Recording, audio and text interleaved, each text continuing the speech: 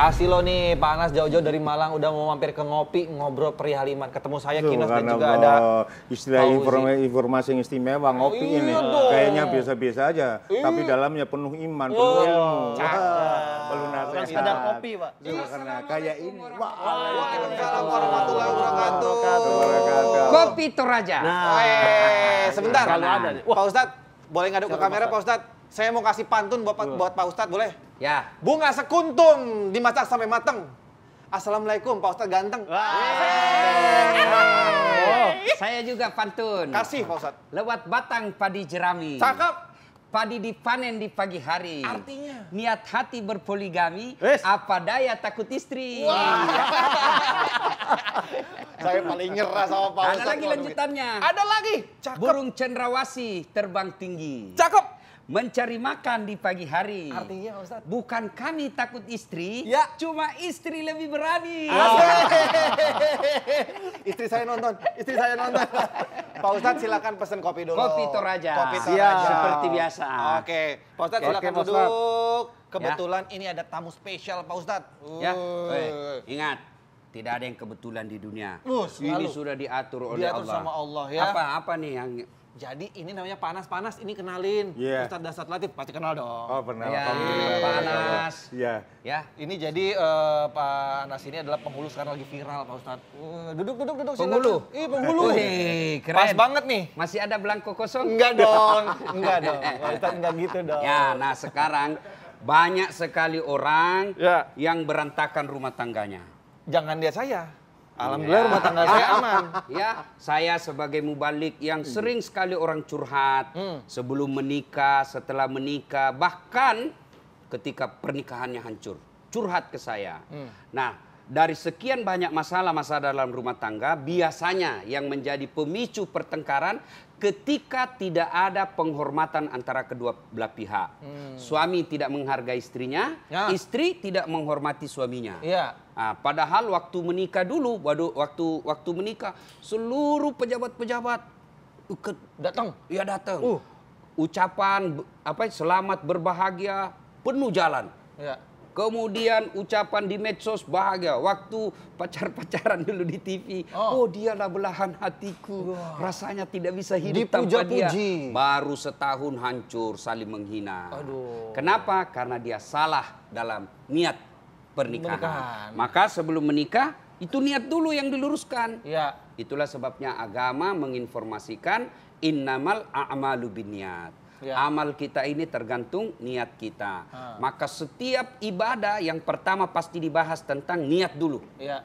Niat dulu. Iya. Lu niat menikah karena apa?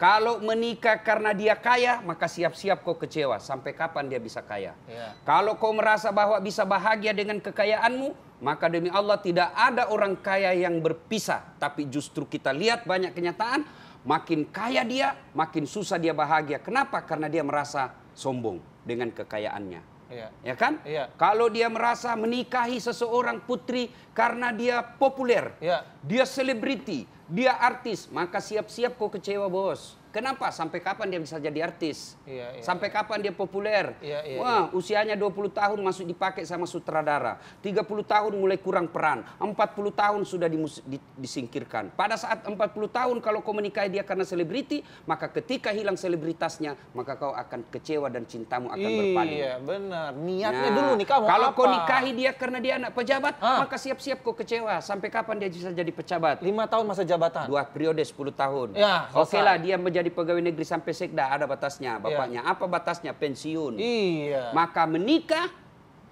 menurut agama karena agamanya.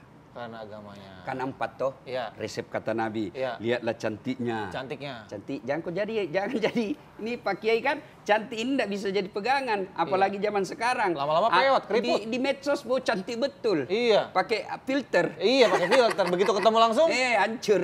Ya, ada kamera 360. Iya. Nah, yang kedua, karena kekayaannya. Boleh, tapi jangan prioritas. Karena kekayaan, bisa jadi dia tiba-tiba kena tsunami bangkrut. Dan kita juga nggak tahu itu kekayaan dari iya. mana. Yang ketiga, keturunan. Keturunan oke, perhatikan. Tapi tidak boleh prioritas. Kenapa? Karena ada orang bapaknya Nabi, anaknya pengkhianat. Nabi Nuh. Ya kan? Ada juga anaknya Nabi, bapaknya khianat. Siapa? Ibrahim alaihissalam. Nah, yang keempat kata Nabi, nikahi dia karena agamanya. Agama ini mukanya jelek tapi akhlaknya baik, mempercantik. Aman. Ada orang tidak kaya tapi akhlaknya yang kaya, akhirnya aman. Ketolong. Yang paling sial dapat pasangan sudah jelek, tidak terkenal, hancur mukanya. Nggak beriman lagi. Lain mukanya. Na'udzubillah min dzalik. Makanya paling penting iman, Pak Baru Anas, menyesal setelah menikah. Saya menyesal. Kenapa kau menyesal? Memangnya kau waktu menikah kau tidak lihat, kau merem. Iya benar. Maka Harusnya tahu dulu ya. Nah, dilihat dari awal kita balik lagi ke Pak Anas. Kan pasti dibukanya nih sama Pak Anas nih, membuka dari pernikahan gitu kan. Ada nggak Pak Anas tuh masih suka maintain nggak sih misalnya, nih yang nikahin saya nih, terus dengar kabar, cerai tuh gitu, yang kemarin dinikahin sama Pak Anas. Pernah dengar gitu nggak Pak Anas? Alhamdulillah saya menghitung memang. Dihitung? Kita menghitung melalui bertanya kepada saudara kawan kita yang sekitar itu menikah di kecamatan kita yang gagal berapa. Nah, untuk introspeksi kita dalam rangka untuk memperbaiki anak-anak bangsa yang menikah. Maklum kita sebagai tupoksi kita, tugas pokok kita penghulu memberikan pembinaan. Kan gitu kan kepada mereka. Jadi tentang tujuan dan seterusnya tetap kita berikan. Niat kita kuatkan. Tapi yang namanya orang, jangankan untuk nikah yang sekian tahun. Tapi sholat yang 5 menit aja niat morat marit. Nah dari situ tetap kita berikan pembinaan. Sehingga kita bertanya kepada saudara kita, tokoh-tokoh masyarakat. Alhamdulillah kalau sampai hari ini yang bercerai di Lolowaru tidak besar di kecamatan saya. Tidak besar. Dalam sebulan itu bukan mereka yang menikah di zaman ketika kita. Kinos perlu informasi nih. Pak Kiai ini penghulu tugas negara resmi dibawa Kementerian Departemen Agama. Ada itu. Dikerja di kantor urusan agama dan memang ditugaskan oleh negara untuk menikahkan. Ya, ada juga penghulu yang tidak dibawa naungan Kementerian Agama. Ini biasa yang orang istilahkan nikah siri. Nikah sembunyi-sembunyi. Dan nikah sembunyi-sembunyi ini menurut syariat Islam memang halal dengan catatan dia harus memenuhi syarat-syarat. Kebanyakan orang Indonesia, orang awam ini dia pikirnya nikah siri itu nikah di bawah tangan. Jangan nikah di bawah tangan, enggak muat. Di bawah gedung. Iya benar juga sih. Iya juga sih Pak Ustadz, saya udah serius loh dengerinnya. Yang namanya nikah siri itu seluruh syarat-syarat wajib nikah harus terpenuhi. Cuma bedanya kalau nikah siri dia tidak pakai surat nikah, tidak melalui penghulu, tidak ada akte nikahnya tidak ada.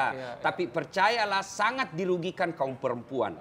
Kenapa? Besok-besok laki-lakinya menikah dan Anda menuntut, istrinya menuntut. Itu suami saya. Mana buktinya? Mana buktinya? Nah, besok-besok suaminya kawin lagi, dia minta hak waris. Anak saya, siapa yang sekolahkan? Ini anaknya si Dasat. Makasih Ji. Kopi ya. Terus Ustadz saya kalau ngopi nggak pakai air, nggak pakai gula. Nggak pakai air ya bukan kopi. Nggak pakai gula. Kalau Pak Kiai kan pakai gula. Kalau saya tidak pakai gula. Saya ditanya kenapa pakai gula? Tidak pakai. Karena saya sudah manis. Bisa aja. Pak, terakhir nih pertanyaan dari saya, mungkin siapa tahu buru-buru nih Pak Anasnya, pernah nggak menikahkan pernikahan kedua alias poligami? Pernah nggak? Pernah. Serius? Pernah, tidak ada masalah. So mau nikah 1, 2, 3 kali semuanya dibolehkan secara agama, secara aturan. Betul. Yang penting ada syaratnya. Syarat diantaranya Pak Kiai kan syaratnya dapat izin dari istri. Dapat izin. Nah ini yang agak sulit. Teman saya bilang lebih baik minta maaf daripada minta izin. Bisa aja. Kau minta izin, palu-palu yang dikasih.